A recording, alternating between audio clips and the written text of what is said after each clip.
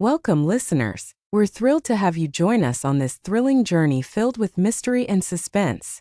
Get ready to dive deep into a story full of unexpected twists and hidden secrets within the NBA. This captivating tale is brought to you by Saber Kuba, who invites you to uncover the dark truths behind a vanished player, a league full of mysteries, and a game manipulated from the very start. If you enjoy this audiobook, don't forget to like, subscribe, and leave a comment. We'd love to hear your thoughts, suggestions, or any questions you might have. Thank you for being a part of this journey. Let the adventure begin. Chapter 1. The Man Who Never Existed. In the dimly lit corners of the NBA archives, where the stories of legends and forgotten players are stored in dust-covered boxes and faded videotapes, there was a name, an anomaly that had somehow slipped through the cracks of history.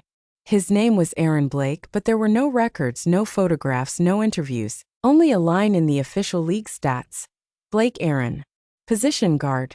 Height, 6 feet 7 inches. Games played, 33. Points, 456.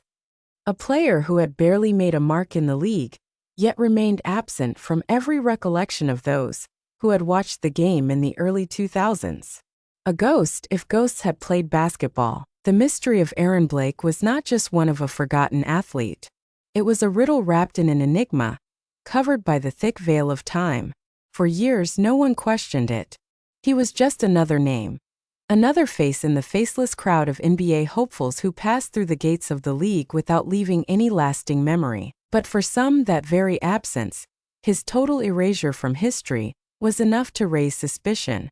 After all, how could someone just vanish? Every NBA fan knew the names of the legends, from Jordan to LeBron, from Kobe to Curry.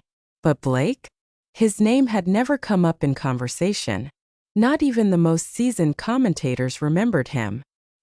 He had played for a few months, and then, like a phantom, disappeared from the courts, as if he'd never been there to begin with. It wasn't until an unassuming sports journalist named Hector Alvarez stumbled upon a small piece of the puzzle that the story began to unravel. Hector had spent his career writing about minor league games, following the ebb and flow of rising and falling stars, until a strange notification appeared in his inbox. It was an anonymous email with the subject line, "Look into Aaron Blake." Nothing more. Just a name and a cryptic command. At first, Hector thought it was a prank, a fan's bizarre obsession with an unknown player. But the message wouldn't let him go. He couldn't ignore it. Late one evening, in his small, cluttered apartment above a rundown bar in downtown Miami, Hector began searching the records. Blake's name appeared only in passing. No interviews. No highlights. Just numbers. As Hector delved deeper, trying to track down anyone who had ever played with or against him, a peculiar thought gnawed at his mind. How could a player with those stats, those skills, simply vanish? The more he searched, the more the absence grew. He started to believe something was wrong, that perhaps there was a conspiracy surrounding the very existence of Aaron Blake. He felt like a detective chasing a shadow, but it was not just Blake's disappearance that intrigued him. It was something far darker. As Hector scanned through the old footage, he noticed small, seemingly insignificant details. A player in the background of old games, someone who wasn't supposed to be there, and yet there he was, subtly influencing the game. Could it be that Aaron Blake wasn't just forgotten?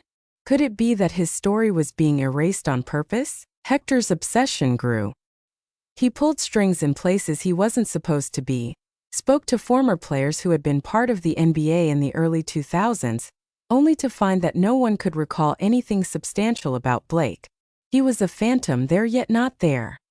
His career, no matter how short, seemed to have been scrubbed clean from every record. The more Hector dug, the deeper the mystery became. No one knew where Blake had gone. No one knew what had happened to him. But Hector had the uncomfortable feeling that the answer lay somewhere within the very foundation of the NBA itself. A secret that could unravel the league's carefully constructed image. And thus, the investigation into the mystery of Aaron Blake began, setting in motion a series of events that would lead Hector to uncover not only the hidden life of an NBA player, but the unsettling truth about the darkest corners of professional basketball. Chapter 2: The Lost Call. Hector's phone rang late one night, its shrill tones slicing through the silence of his apartment. He looked at the screen, an unknown number. At first, he considered ignoring it, as he had done countless times with telemarketers and prank calls. But something tugged at him. A hunch. He answered, "Mr. Alvarez?" The voice was deep, low, and unmistakably nervous. "Yes," Hector responded, heart quickening slightly. "You're looking for Aaron Blake." The voice seemed to whisper the name, as though it were a forbidden incantation. Hector's breath caught in his throat. He had been expecting something like this, someone reaching out to him with knowledge of the player's disappearance. But the timing, it felt too soon. Too convenient. "Who is this?" Hector asked, his voice betraying a hint of urgency. There was a pause. A long one. Finally, the voice spoke again, quieter this time. "If you want to know the truth, meet me tomorrow, 3 p.m., at the old gym on 5th Avenue. You'll find the answers there. But be careful. You're digging too deep." The line went dead. Hector sat frozen for a moment, the phone still pressed to his ear, as if expecting the voice to return. But it didn't. He didn't waste any time. The next day, at precisely 3 p.m., Hector arrived at the old gym, a rundown facility that had long been abandoned by professional teams but was still used by amateurs and local players. The building was eerily quiet, the only sound the faint echo of his footsteps on the cracked concrete floor. He walked in cautiously, looking for any sign of life, and then he saw it. A piece of paper tucked beneath a broken basketball hoop. He knelt down and unfolded it. The handwriting was jagged, rushed but legible. "Find the footage. Everything starts with the game that no one remembers. Floviu.com. Look for the documentary. It's all there." At the bottom of the page there was a small symbol, 2 intertwined letters. A.B. Hector's heart skipped a beat. Aaron Blake's initials. And Floviu.com. The new premium TV service that was gaining popularity for its exclusive sports documentaries and access to hidden archives of games. Hector had heard of it before, but he had never thought it could be related to Blake. But now it was clear that the answers were buried in this obscure corner of the internet. He rushed home, unable to contain his excitement. His fingers flew over the keyboard as he navigated to the website. Floviu.com. As the page loaded, Hector felt a chill run down his spine. This was it. The key to everything. What had Blake been trying to tell him? What was hidden in the depths of this service that no one else had discovered? Chapter 3. The first game. The gym was filled with the buzzing energy of a new season. The court glistening under the harsh lights, and the hum of sneakers scraping against the polished wood. It was the start of something grand, something that no one could have predicted. Aaron Blake had arrived. The Miami Hurricanes were playing their season opener against the Chicago Titans, a team known for their sharp offense and aggressive defense. The crowd was thick with anticipation, but the chatter about Blake was non-existent. Even the commentators on the local broadcast seemed puzzled by his inclusion. "He's the new signing, right? But where did he come from?" one of them asked, voice trailing off into uncertainty. "That's what we're trying to figure out," the other commentator replied, his tone reflecting the same confusion. "There's no record of him from college or any international play. It's like he materialized out of thin air." Despite the questions surrounding him, Blake was poised. He stood at the edge of the court, dribbling the ball slowly, methodically, almost as if he were preparing for something more than just a game. His physique was otherworldly. Muscles that rippled beneath his jersey, a height that seemed to command the court. But it was his eyes that unsettled everyone. They were cold, calculating, as if he already knew the outcome of the game. As though he had been here before. Many times before. From the moment the ball tipped off, Blake's movements were a symphony of flawless execution. He made impossible shots, weaving through the Titans' defense with an ease that defied logic. The crowd roared with disbelief, but it wasn't the athleticism that held them in awe. It was the feeling, the sense that they were witnessing something that shouldn't be possible, something wrong and yet undeniably mesmerizing. He scored 40 points by halftime, pulling off moves that no player had ever attempted, let alone executed with such precision. His jump shot was so smooth it seemed to defy the laws of physics, the ball arcing perfectly through the air, kissing the rim and falling through without a whisper. His passes were so fast and accurate that his teammates could barely react to them before the ball was already in the basket. During a break in the action, the camera zoomed in on the coach of the Hurricanes, Jack Daniels, whose face was a mix of shock and concern. Coach Daniels had spent years studying the game, had witnessed the rise of many players, but nothing had ever prepared him for this. Blake was too good, too perfect. No player could be this flawless. Where did he come from? One of the assistant coaches whispered as they watched Blake sink yet another three-pointer from the halfway line. I don't know, Coach Daniels muttered, his mind racing. But I have a feeling we're about to find out, and so they did. As the game continued, Blake's performance bordered on the supernatural. He seemed to anticipate every move, every pass, every shot with a kind of eerie awareness. It was as though he had memorized every moment of the game before it even happened. He was everywhere, on defense, on offense, setting up plays that no one else on the court seemed to understand. By the end of the third quarter, Blake had surpassed 70 points. He had single-handedly dismantled the Titans, and yet, as he stood there, drenched in sweat, his face unreadable, the crowd was left with an unsettling feeling.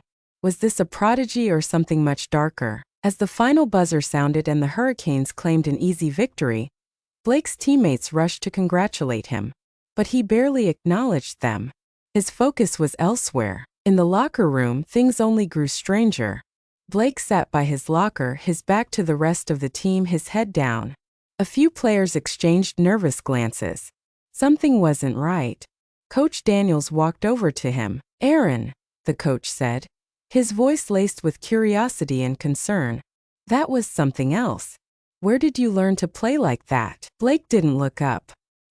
He just stared at his hands, which were shaking ever so slightly. I've been practicing for a long time, he finally replied, his voice low, almost detached. And sometimes when you've practiced long enough, you start to see things differently. Coach Daniels frowned. He had seen players with talent, real talent, but never anything like this. He wanted to ask more questions, but something about Blake's aura made him hesitate. There was a distance to him, a void, as if Blake existed on a plane far above the rest of them. All right, well, we'll have to look at the footage, Coach Daniels said, his voice uncertain. You were incredible out there. Blake's lips curled into a brief, almost imperceptible smile, but it was hollow. There was no joy in it, just a cold satisfaction, as though he had completed a task he was destined to fulfill. Later that night, as the team celebrated their victory, Hector Alvarez was sitting alone in his apartment, the glow of his computer screen reflecting off his face. The game footage from that night was already uploaded on floviu.com, the premium sports streaming service he had been told to check. Hector had a gut feeling that this was it, that this game held the answers to the mystery of Aaron Blake. He sat at the edge of his seat, replaying every moment, every shot, every pass. It was all there. But something was wrong. Blake's movements, his passes, his shots were almost too perfect, too rehearsed. Hector zoomed in on the footage, pausing it at key moments. Something was hidden in plain sight. In one of the replays, just as Blake makes a spectacular jump shot, the camera catches something, an unusual flicker, almost like a glitch. It lasts only for a split second, but in that moment Hector saw it. A symbol, a faded logo embroidered on the back of Blake's jersey. It was a symbol he recognized. The intertwined letters AB. It wasn't a coincidence. Hector's heart pounded. He had seen this symbol before in the messages he had received, on the piece of paper in the gym, in the mysterious calls. AB Aaron Blake. But what did it mean? What was it trying to tell him? The deeper Hector dug into the footage, the more he realized. This game, this performance was no accident. It was scripted, and someone was pulling the strings. But who? As the questions piled up, Hector knew he was closer than ever to uncovering the truth. But with each new discovery, the mystery of Aaron Blake only deepened. This was no ordinary player. And whatever game he was playing, it was one that no one could understand, until it was too late. Chapter 4. The echo of the empty court. The following days after the game were a blur of excitement for the Miami Hurricanes, but for Aaron Blake, the euphoria seemed distant. He moved through the locker room as though he were invisible, his face a mask of disquiet. The team cheered his victory, but Blake was already somewhere far away. His thoughts were preoccupied with something beyond basketball, something that seemed to lurk in the corners of his mind. Every shot he made, every move he executed with unnatural precision, felt like it had already been decided for him, like he was merely playing a part in someone else's script. The media flocked to him, bombarding him with questions about his incredible debut, but he said little. The press conference was a blur of flashing cameras and eager voices asking questions that he didn't care to answer. "Where did you come from, Aaron? How do you explain your insane performance?" one reporter shouted. Blake's lips twitched into a faint, unreadable smile, but he didn't respond. He simply turned away, his eyes cold and distant. The team's coach, Jack Daniels, had his own growing concerns. After Blake's flawless performance, Daniels couldn't shake the feeling that something about the situation was wrong. There was an unease gnawing at him, a feeling that had been building ever since Blake joined the team. That night, alone in his office, Daniels sifted through old game footage, watching Blake's plays again and again.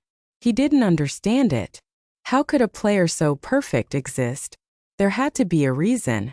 There had to be something deeper. That night, while everyone else was celebrating the win at a local bar, Daniels found himself alone in the gym, staring at the empty court. The hum of the fluorescent lights overhead was the only sound, a constant buzz that seemed to match the anxious thrum in his chest. The bleachers were vacant, the hardwood floor untouched, but in the silence something felt off. It was as though the court was waiting for something. Daniels walked toward the center of the gym, his footsteps echoing in the hollow space. He stopped at the free throw line and stared at the basketball hoop in front of him. For a moment the thought crossed his mind that maybe the game, the players, the entire team were all a distraction.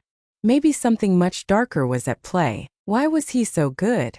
Daniels muttered to himself. He turned to walk back toward his office but froze in his tracks. There, sitting on the bleachers, was a figure. A man tall and dressed in a black hoodie, his face obscured by shadows.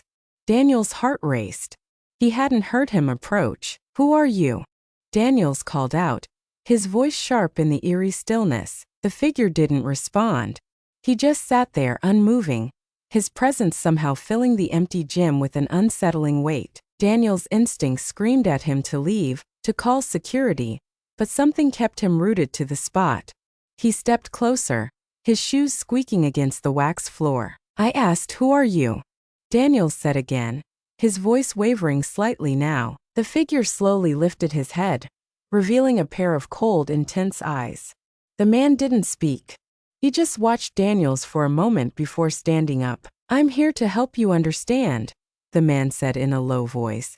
"But you won't like the answers." Daniels felt a shiver run down his spine. "What do you mean?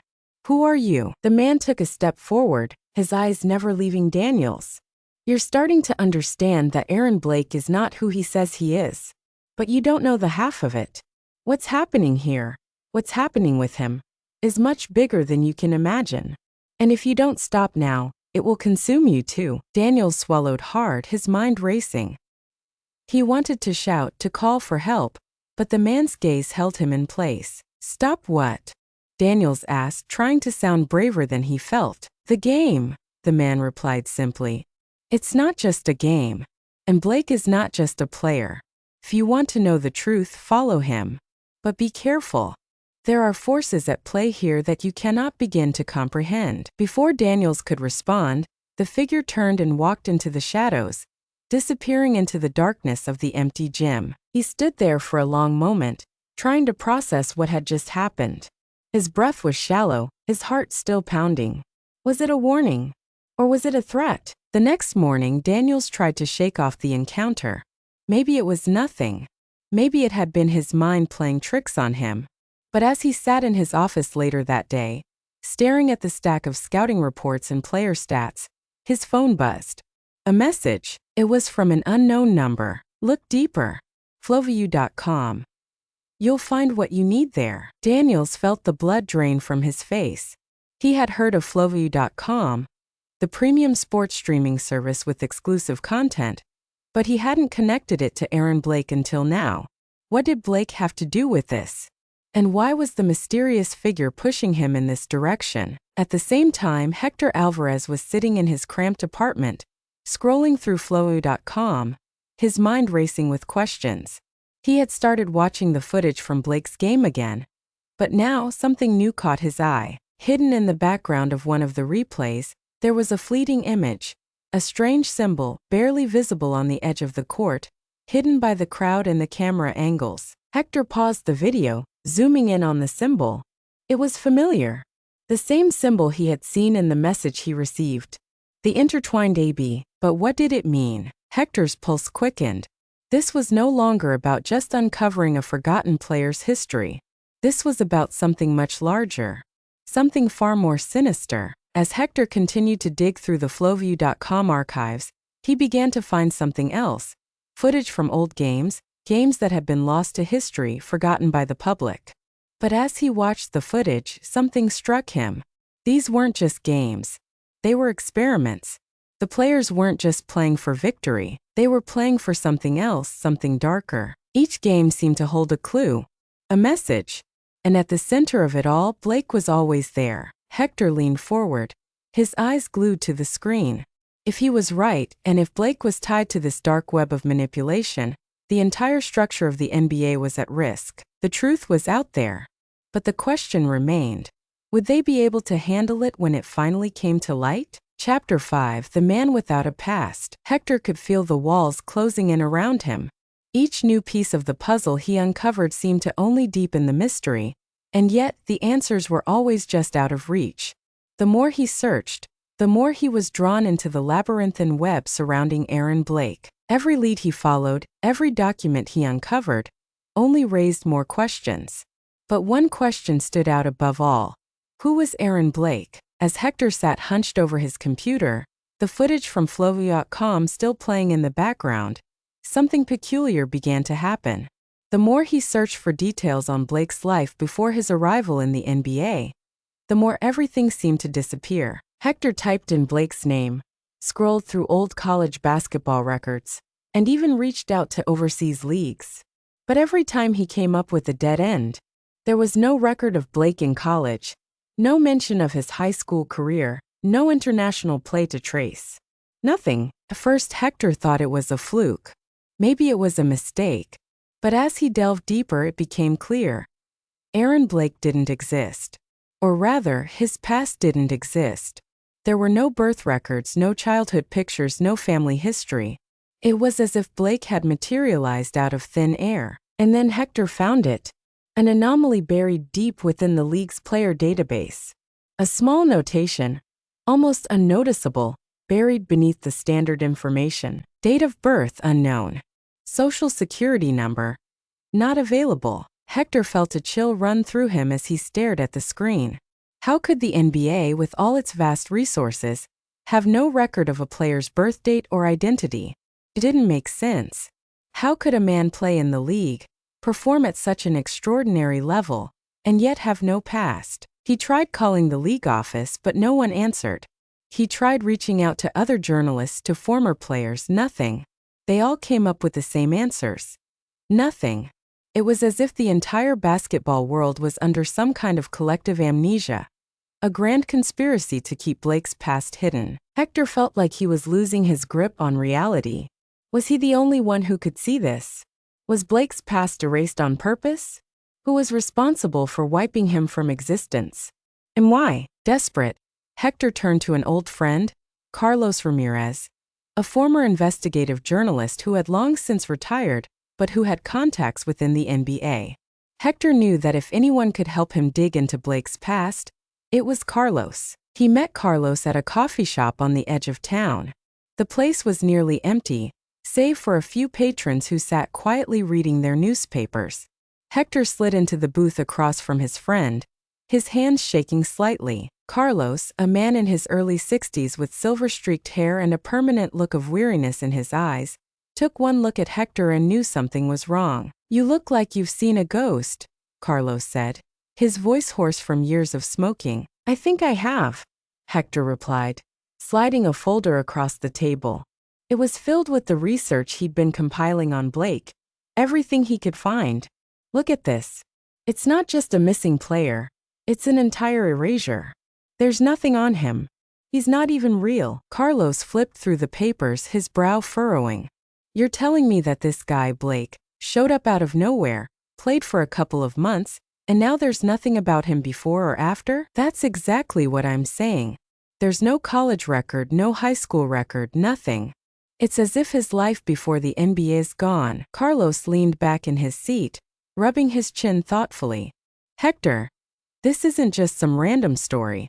This is something else. And if what you're telling me is true, we're looking at something far bigger than a forgotten player. We're looking at something deliberately hidden. Hector nodded, feeling a pit form in his stomach. He had come to the same conclusion. There was a purpose behind Aaron Blake's absence. There was a reason his past had been erased. Carlos took a deep breath, his gaze darkening. You need to dig deeper. I can't help you with this. It's too big. Too dangerous. What are you talking about? Hector asked, a sense of unease settling over him. Carlos leaned in, his voice barely above a whisper. Years ago, I stumbled upon something similar. A player, a rising star who was erased from history in the same way. I tried to investigate, but the more I uncovered, the more I realized that some things are best left alone. There are powerful people in the NBA who will stop at nothing to protect their secrets. Trust me, Hector. You need to walk away. But Hector didn't listen. He couldn't. He had come too far. I can't, he said, his voice firm. There's something wrong here, Carlos. And I can't just let it go. Carlos stared at him for a long time, as if weighing the consequences of Hector's obsession. Finally, he sighed, a resigned look crossing his face. All right, Carlos said, pushing the folder back toward Hector. If you're going to keep going, you'll need to look at the documents that were never meant to be seen. I'll give you a name. A contact who might be able to help you. Hector leaned in eager. Who? Carlos hesitated for a moment, then whispered. There's an old NBA scout, a guy named Tommy Rossetti. He used to work with the league's top brass. But he retired under mysterious circumstances. He's living off the grid now. You might be able to find him if you try hard enough. But be careful. He knows things that could get you killed. Hector's heart raced. He had just been handed the key to unlocking the mystery of Aaron Blake's past. But the warning was clear. This was no longer just a journalistic investigation. This was a deep, dangerous path, one that could lead to answers or death. That night, Hector found himself once again scrolling through the records on Flovu.com, his mind consumed by the name Tommy Rossetti. His fingers hovered over the keyboard, uncertainty gnawing at him. Every part of him told him to stop, to let it go. But he couldn't. Not now. Something had been awakened inside him. The search for truth, the need to uncover what had been buried for so long, had become a compulsion he couldn't ignore. As he looked at the screen, something caught his eye. An old, grainy video from a forgotten NBA season, one that had been uploaded on Flovu.com under a special section labeled, The Lost Files. Hector clicked the video. It was a game from decades ago. The camera angles were primitive, the lighting harsh, but the most surprising thing was the man standing on the court. It wasn't Blake, but it was someone like him. A tall, eerily familiar player whose name never appeared in any record. The game ended in a crushing defeat for the team. But what happened afterward was even stranger.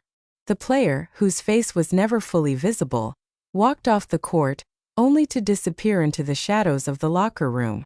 The camera lingered on the empty court long after the final buzzer. Hector's blood ran cold. This wasn't just a coincidence. The figure in that game looked too much like Aaron Blake. And then in the dim background of the locker room, the camera caught a brief glimpse of a familiar logo, AB. It was the same symbol he had seen before. Chapter 6, The Coach's Shadow. The next few days were a blur of tension and uncertainty. The more Hector uncovered about Aaron Blake, the closer he came to realizing just how deep the conspiracy ran. But it wasn't just Blake's past that troubled him now. It was the presence of those around him, the people who had helped Blake get to where he was, and the shadowy figures who seemed to be manipulating everything from behind the scenes. Coach Jack Daniels hadn't been the same since Blake's debut. The man who had once been known for his strict, no-nonsense approach to coaching now moved through the locker room in a daze. His interactions with Blake were more guarded than ever, his decisions becoming erratic and unpredictable. The team's performance began to slip, not in terms of skill but in their cohesion. Players started to argue on the court during games. Their teamwork fractured in ways that made no sense given their talent. Daniels spent hours in his office late at night, staring at the player stats on his screen, or pacing back and forth, as if he was wrestling with some great internal conflict. Every now and then, his phone would ring, and he would answer it in a voice barely above a whisper. Each time, the conversation would end quickly, with Daniels hanging up abruptly, wiping sweat from his brow. It was clear to Hector that something was happening behind the scenes, something involving Daniels and Blake, something that had nothing to do with basketball. Late one night, Hector made the decision to confront Coach Daniels. He knew the coach had information that could unravel the entire mystery. The gym was empty when Hector arrived, save for the faint hum of fluorescent lights overhead. He had spent hours tracking Daniels down to this isolated part of the arena, where the coach had retreated every night since the season began. The door to Daniels' office was cracked open, a soft light spilling out into the hallway. Hector hesitated for a moment before knocking. "Come in," Daniels' voice called from inside. Hector opened the door slowly. Daniels was sitting behind his desk, his head in his hands, his posture slumped in exhaustion. He didn't look up as Hector entered. "Coach," Hector said, his voice firm but respectful. "I need to talk to you. It's about Blake." Daniels raised his head slowly, his eyes bloodshot, as though he hadn't slept in days. "I've been expecting you," he muttered. "I knew someone would come asking questions eventually." Hector took a step forward, his heart pounding. "You know something, don't you? About Blake? About his past?" Daniels was silent for a long time. He stared at the papers scattered across his desk, his fingers tapping restlessly against the wood. Finally, he sighed deeply and stood up, walking to the window that overlooked the empty court below. "I can't tell you everything," Daniels said quietly. "I'm not allowed to." Hector's pulse quickened. "What do you mean? Who is stopping you?" Daniels turned to face him, his eyes shadowed with something Hector couldn't quite place. "There are people who control everything. Not just the NBA but the game itself. The contracts, the players, the outcomes, they're all determined by forces far beyond what you can see." Hector swallowed, trying to absorb what he was hearing. "What do you mean? Blake? Blake is part of something, isn't he? Some kind of experiment or a plan that—" "Enough," Daniels interrupted sharply. "You don't know what you're asking.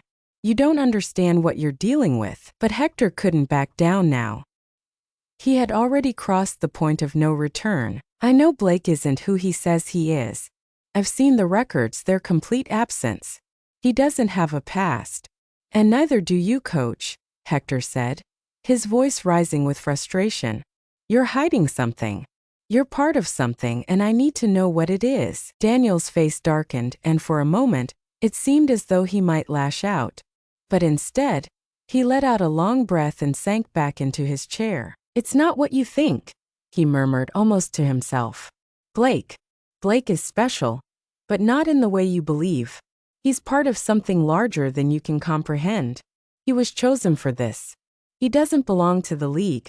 He's part of an experiment that goes back decades. The league's top brass, they're not just running a basketball empire. They're running a business that manipulates everything.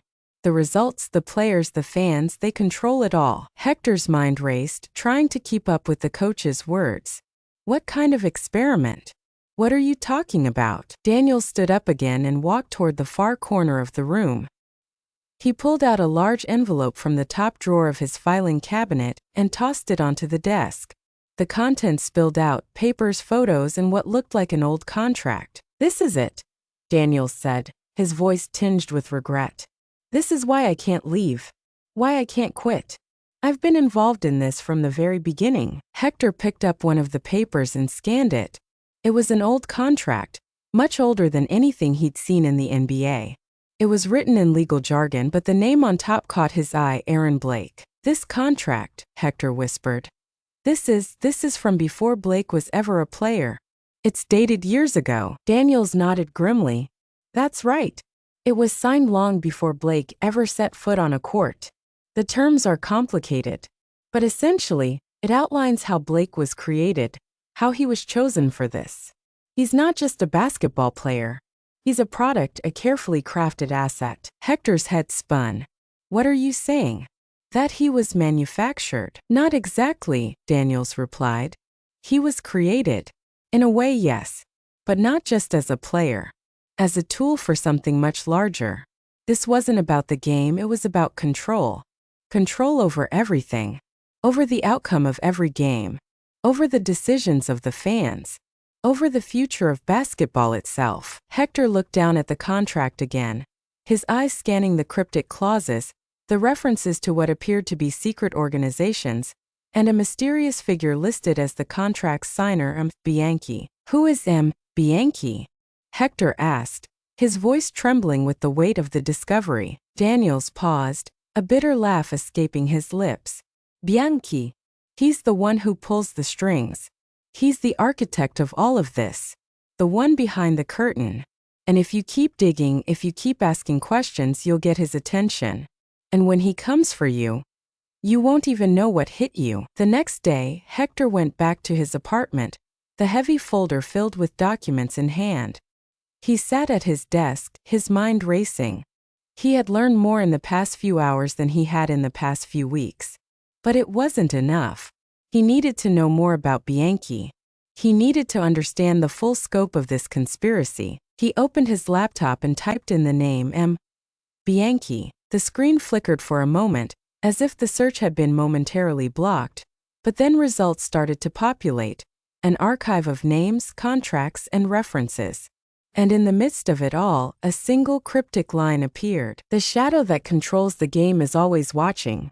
To know the truth is to be lost. Hector's blood ran cold. This wasn't just a game. This was something far darker. Chapter 7: The Midnight Game. The atmosphere in the arena was thick with tension, an eerie silence hanging in the air. Tonight was no ordinary game. In fact, it wasn't even supposed to be played at all. A closed-door match, one that no one outside the team knew about, had been set up under strange circumstances. The coaching staff had been tight-lipped, the players uneasy, and the fans oblivious. It was a game scheduled at midnight, when the world was asleep, but the players were about to find themselves in a reality they hadn't bargained for. Aaron Blake, as always, was the center of attention. He stood in the shadows at the edge of the court, his silhouette flickering in the dim light. It was as though he were waiting for something, watching something. He had an unnatural calm about him, as if he knew exactly what would happen next. Coach Daniels had been acting strange all week, and tonight, his behavior was more erratic than ever.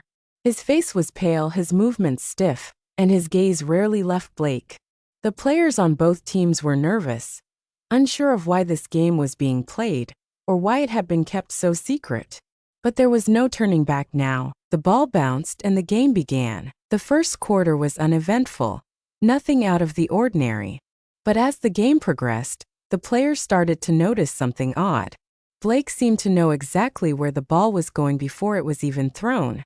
He moved with an almost supernatural precision, anticipating every pass, every shot, every play. His every move was calculated, too perfect to be real. By the second half, the crowd, what little there was, began to murmur, their confusion growing. Blake seemed to be playing a different game altogether, and no one could keep up. Every shot he made was a swish, every pass flawless. The opposing team couldn't even come close to defending him. But as the clock ticked down, the atmosphere shifted. It wasn't just Blake who was playing differently. It was as though the entire game was shifting.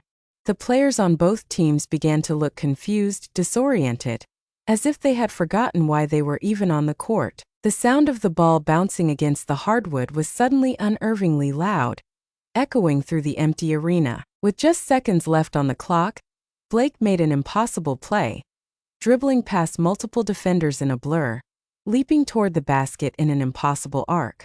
The ball left his hands in midair, spinning as though time itself had slowed. The buzzer sounded, the ball swished through the hoop, and everything went quiet. For a moment it seemed like nothing had changed. The game was over, the players were still on the court, but something felt different. The air was thicker, heavier, and the arena seemed off. Blake stood there, his face an unreadable mask, as if the game had never happened. Then, as quickly as it began, it ended. The lights flickered, the crowd dispersed in silence, and the players walked off the court without a word, their faces blank. In the locker room, Blake didn't say a word to anyone. He simply took a seat, lacing up his shoes as though the game had been nothing more than a routine practice. Coach Daniels avoided Hector's eyes as he entered, his face drained of color. He didn't need to say anything. Hector already knew. This wasn't a game. This was a warning. And Aaron Blake was at the center of it all. Chapter 8: The Hidden Injury. The morning after the midnight game, the tension in the locker room was palpable.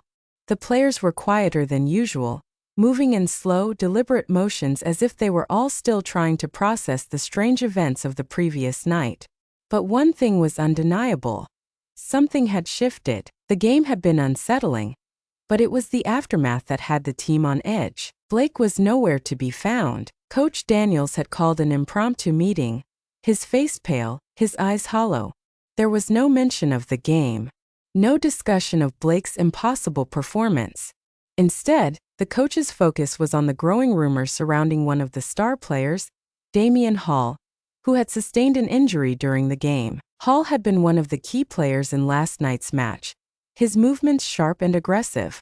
But in the final minutes of the game, something went wrong. A sudden twist, an unnatural collapse, and Hall had been down on the floor, clutching his knee. At the time, no one had paid much attention to it. The game had been so strange, so surreal, that the injury had almost felt insignificant. But now, as Hall limped into the locker room, the gravity of the situation became clear. His knee was swollen, a sickly shade of purple, the skin stretched tight over the joint.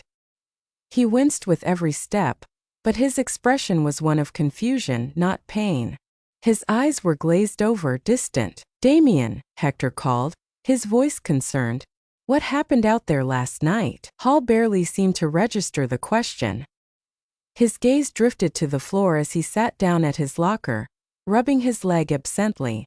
"I don't know," he mumbled. "It didn't hurt at first. I just felt something snap, like my body wasn't mine anymore. But then it felt like nothing at all, like I was floating." He looked up at Hector, his face strained. "It was like I didn't even know what I was doing out there. I just played." Hector could see it in his eyes. Hall wasn't speaking about the injury in the way any normal player would. There was something else, something unexplainable, woven into his words. "Are you sure it was just an accident?" Hector pressed, his voice low. "You didn't feel anything before?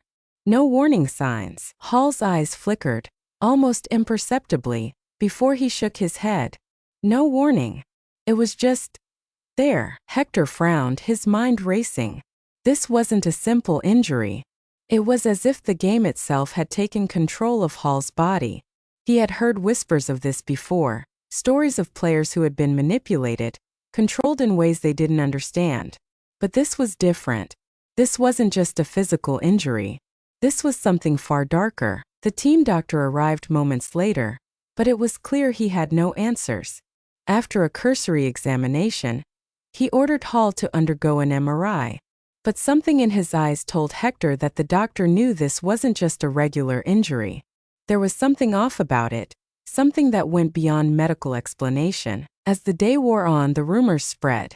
Some players claimed they had seen Blake on the court, moving like a phantom.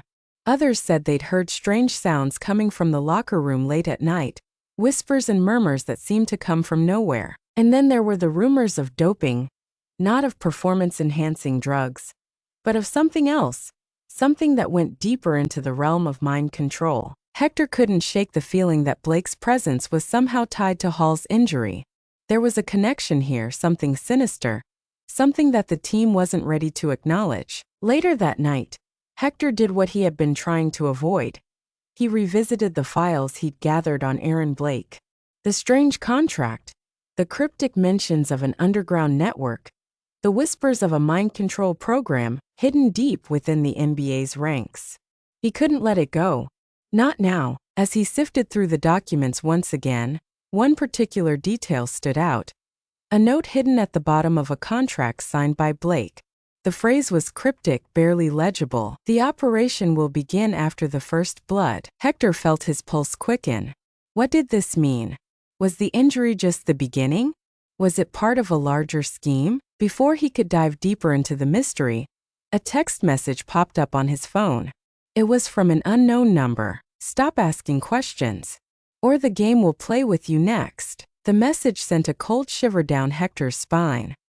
He had seen enough threats in his time as a journalist to know that this one was real. Blake, it seemed, was just the beginning. Chapter 9. The news that was never told. Hector barely slept that night. His mind was consumed by the text message and the discoveries he'd made about Blake, Hall, and the sinister forces pulling the strings. He knew he had to act quickly. Whatever was happening within the league, it was growing larger, more dangerous with each passing day. The next morning, he sat in front of his laptop, combing through the encrypted files he'd obtained from a source deep within the league. The contract with Blake was just the surface, but the deeper he dug, the more chilling the implications became. The references to the operation, the phrases about control and manipulation. It was clear now that Aaron Blake was not the only one involved in this dark plan. He needed help. He needed someone who wasn't afraid to speak out, someone who knew the league's inner workings. That's when Hector's phone rang. It was Carla Mendez, the sports journalist who had been covering the NBA for years. Carla was sharp, fearless, and had connections that stretched deep into the league. Hector had worked with her in the past, but he never thought he'd be reaching out to her under these circumstances. "Carla, I need your help," Hector said without preamble, his voice tight with urgency. "It's about Aaron Blake. It's bigger than you think." There was a brief silence on the other end of the line, followed by a quiet sigh. "Hector, I've been following the story, but this is dangerous territory. I've heard whispers but nothing concrete. If you're asking me to dig deeper into Blake, you'd better be sure of what you're getting into." "I'm sure," Hector replied. "I've seen things, strange things. Players getting injured in ways that don't make sense. Contracts with cryptic clauses. A system that controls everything. This goes beyond basketball, Carla. This is about control. The entire league is being manipulated." Carla was silent for a long moment, and Hector could feel her hesitation, the weight of the decision hanging between them. Then she spoke again, her voice resolute. "All right. But if we're doing this, we're doing it my way. I'll need full access to your files, Hector. And I'll need to speak with someone inside the league who knows the truth. Someone who's willing to talk." Hector agreed, sending her the files he had gathered. As he hit send, he couldn't shake the feeling that by bringing Carla into this, he was sealing their fate. But there was no turning back now. Hours later, Hector received an encrypted message. It was from Carla. "I found something. A journalist from the 90s. Someone who reported on a similar situation involving a missing player. It was swept under the rug, but he might have known something about the operation. I'll need to meet him. Meet me at the old press conference room at the arena in 2 hours. Don't tell anyone. This is the only lead we've got." Hector didn't waste any time. He grabbed his jacket, checked the files once more, and headed out. When he arrived at the arena, the press conference room was deserted, the chairs in disarray as if no one had used it in years. A lone figure stood in the center of the room, his back to the door. It was Martin Delgado, an old journalist from the 90s who had once written for a major sports outlet. Delgado was a name that had long been erased from the mainstream media. His career ruined after a mysterious scandal involving an NBA player had surfaced and quickly disappeared. "Hector," Delgado said, turning to face him.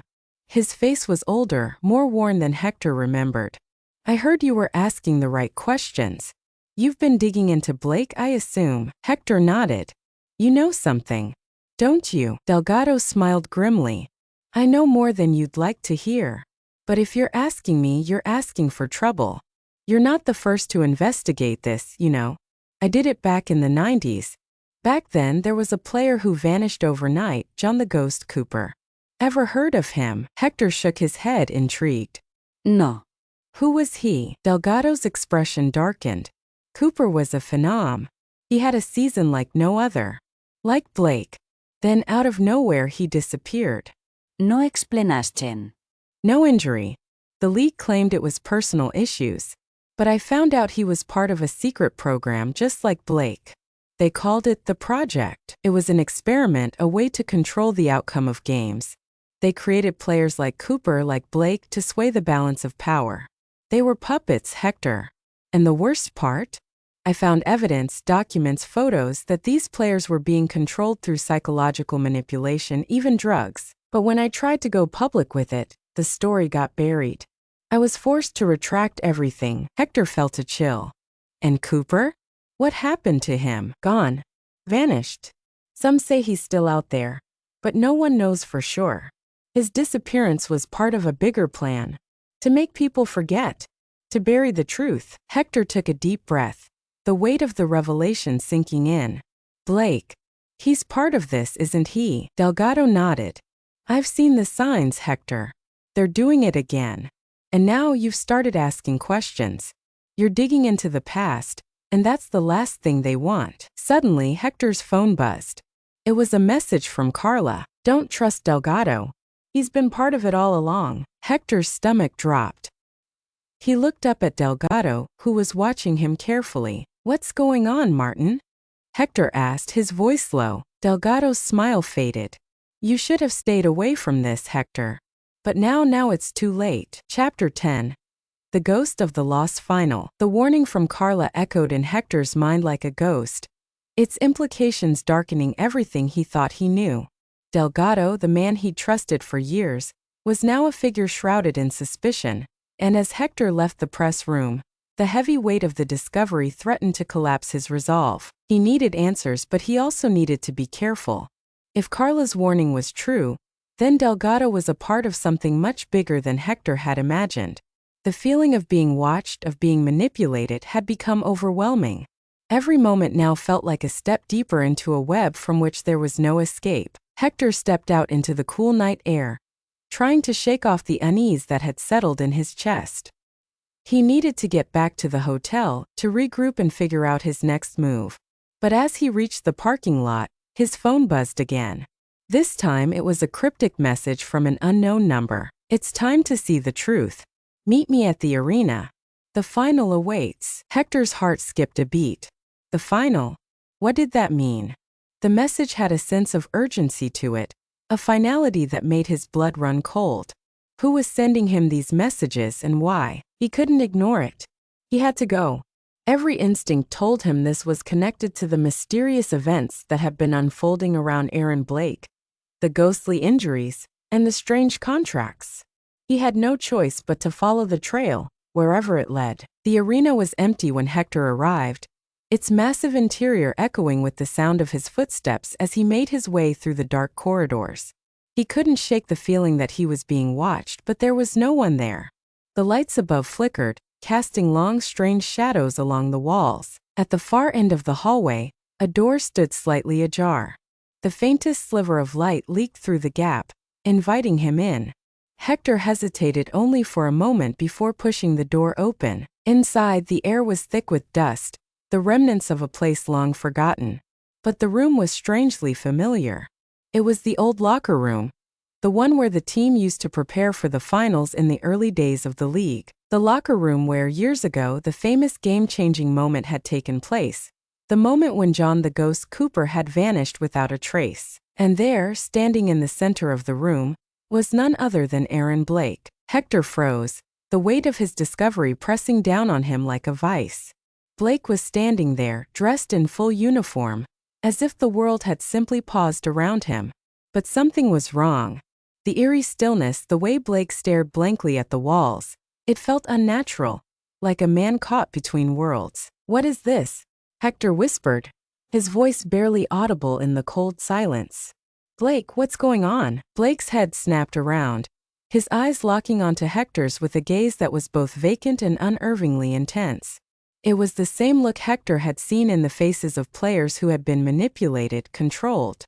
The same look he had seen in Hall's eyes after his mysterious injury. It was as though Blake wasn't fully there, as though his body was moving without his mind. "Do you know why you're here?"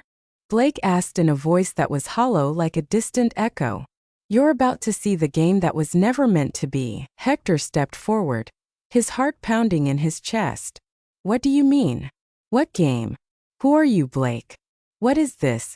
What's happening to you?" Blake's lips curled into a faint smile. "I was never meant to exist. Not in the way you think. They made me. They created me for something bigger. Something you can't understand. But you're about to, Hector. You've come too far." Hector could feel the hairs on the back of his neck stand on end. The room seemed to close in around him, and the air grew heavy, suffocating.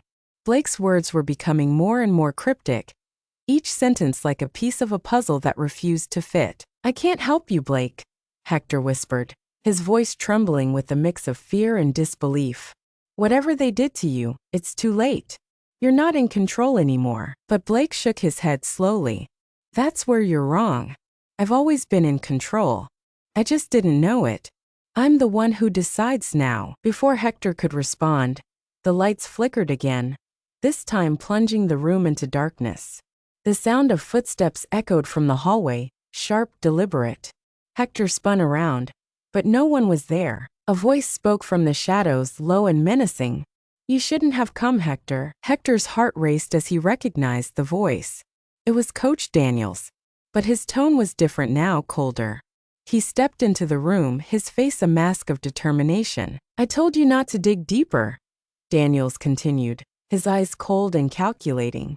"Now you've seen too much. And Blake is just the beginning." "What do you mean? What's going on here?" Hector demanded, his voice rising in a mix of fear and anger. Daniels didn't answer immediately. Instead, he walked over to one of the lockers and pulled something from inside. A photograph. He handed it to Hector, his expression unreadable. It was a photograph of John the Ghost Cooper, the player who had vanished all those years ago. But this wasn't just any photograph. In the background, a series of figures were barely visible in the shadows, watching, observing. Hector's stomach churned as he recognized the faces of men he had never seen before. "The ghost never disappeared, Hector," Daniels said, his voice dark and full of menace. "He was never meant to. He was part of the same plan that created Blake. They've all been pawns in a much larger game. A game that has been played for decades." Hector's breath caught in his throat. "What is this game? Who is behind it?" Daniels smiled, a cruel, knowing smile. "The real question, Hector, is who's playing you." Chapter 11. The Secret of the Deserted Gym. The eerie silence that followed Coach Daniels' cryptic words felt like a weight pressing down on Hector's chest.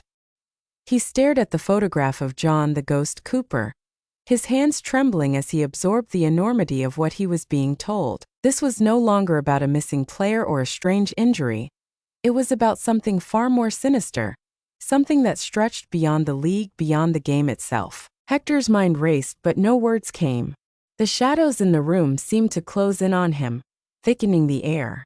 Daniels, standing there with his cold smile, seemed to be enjoying the moment, savoring the slow realization that Hector was just another piece in a much larger, far more dangerous puzzle. Blake stood still, a puppet of sorts, his eyes vacant as if he were no longer fully present. The man Hector had once admired, the perfect player, was now just another casualty of the game, one of many. "You don't understand yet, Hector," Daniels said, breaking the silence.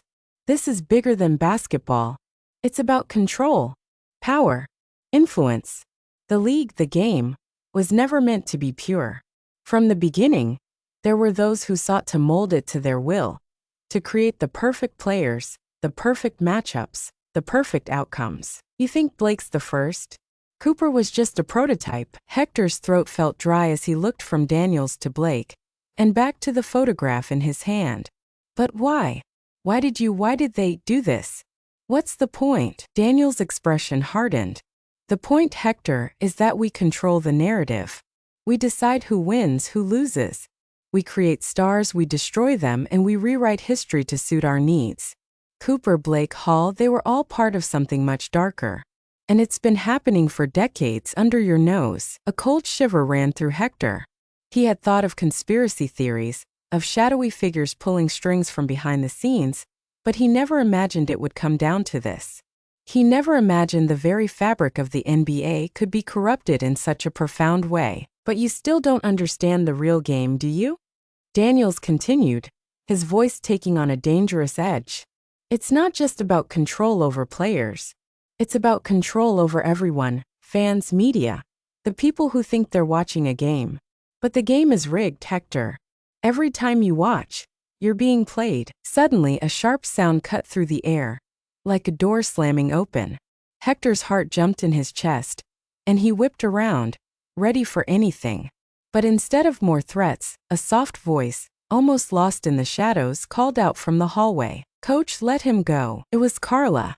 She was standing in the doorway, her eyes fixed on Daniels, and for a brief second, Hector felt a wave of relief. She had followed him. She had come to warn him, to help him. But as she stepped into the room, Hector noticed something that froze him in place.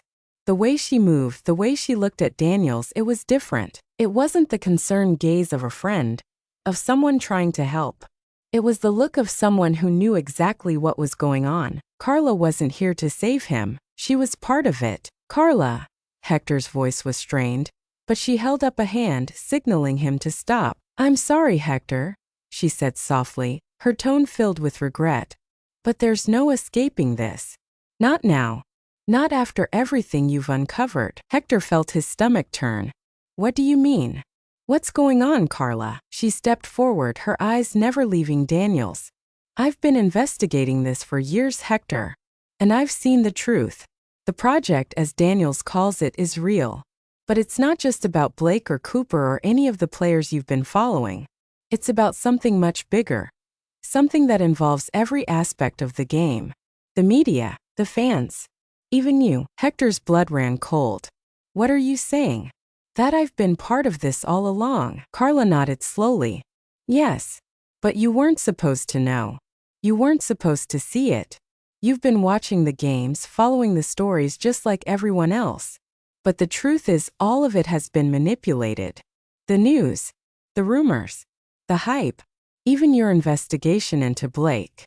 It's all part of the show." Hector's mind spun as the pieces of the puzzle slowly started to fall into place.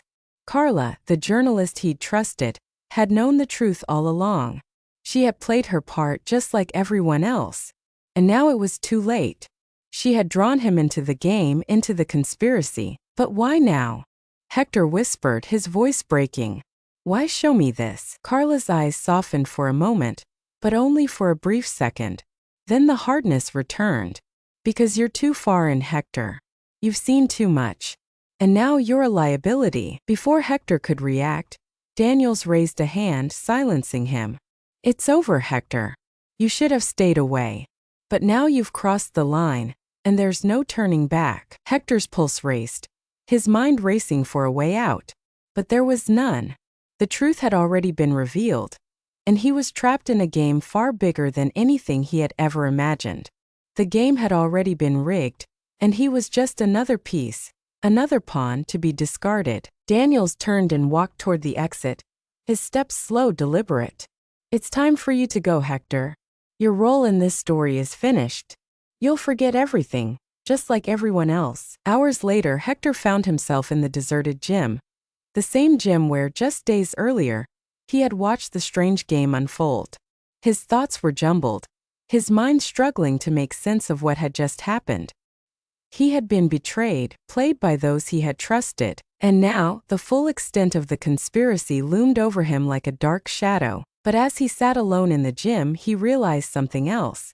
He hadn't been the only one caught in the game. There were others. There were more players, more journalists, more people whose lives had been manipulated, whose stories had been erased. The game wasn't over. It had only just begun. Chapter 12. The Trail of Disappearance. Hector sat motionless in the darkened gym, his mind reeling with the weight of the revelations that had unfolded in the past hours. The vast, empty space around him seemed to stretch endlessly, an unbroken silence that mirrored the chaos inside his head. The players, the coaches, the journalists, All were part of something he had never even imagined. They had all been pawns in a game that Hector now realized had been played for decades. The walls of the gym, once familiar and comforting, now felt like a tomb trapping him inside. He wanted to leave, to forget it all, but the truth was too dangerous to ignore. The whispers, the threats, the disappearances. There was no going back. Hector thought of the players, the ones who had disappeared without a trace. John the Ghost Cooper, Aaron Blake, and others. Players who had vanished at the peak of their careers, swallowed up by a system that had no room for mistakes, no tolerance for those who strayed too far from the narrative. The trail of their disappearances was long, winding through the shadows of the league, hidden beneath layers of carefully constructed lies. But Hector couldn't forget. Not now. He stood up, his legs stiff from sitting too long, and walked toward the locker room. The light from the overhead bulbs flickered as he entered, casting long, wavering shadows on the walls. The old lockers were a relic of a bygone era, filled with memories of players long since forgotten, their names fading from the records. Hector approached one of the lockers, his hand trembling as he reached for the door. He needed answers. He needed to understand what had happened to Cooper, to Blake, and to the countless others who had disappeared without a trace. He had to find the missing pieces of the puzzle. He had to uncover the truth, no matter the cost. As he opened the locker, something inside caught his eye. A file thick and yellowed with age. It wasn't like the others, hastily discarded and forgotten.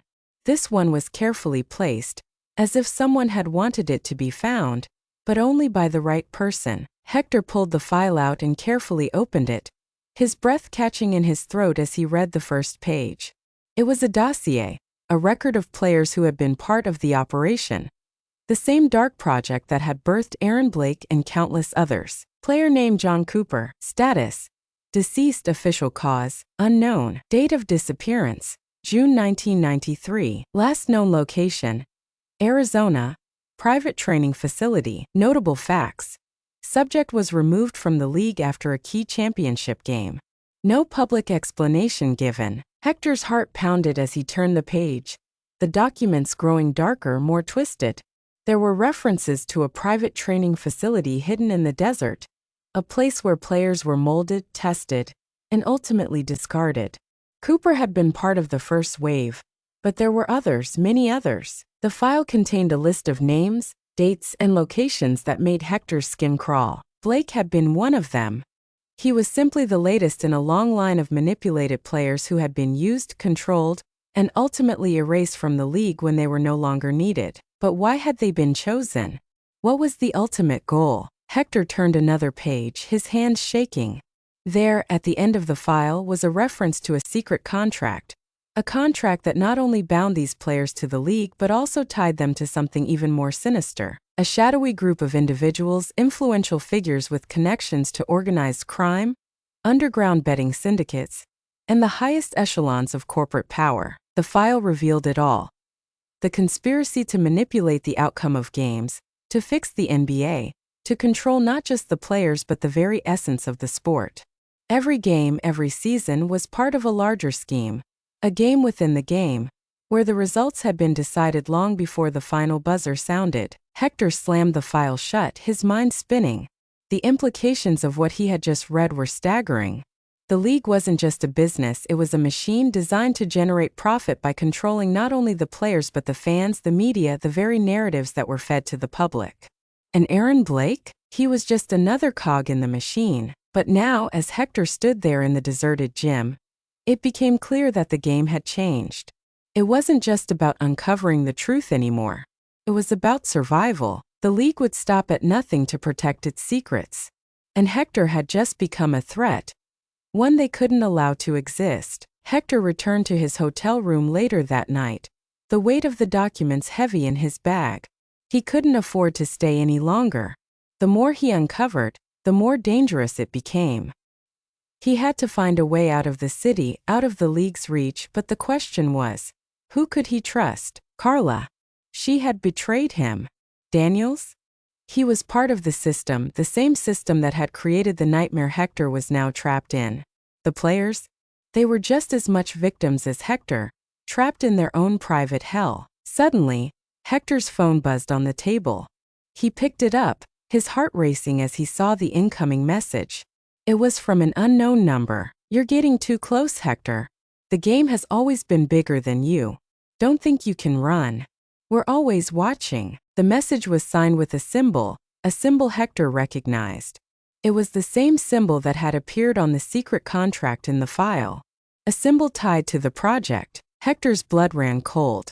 It wasn't just the league he had to worry about. It was everyone. Everyone who had ever been part of this twisted game. And now they were closing in.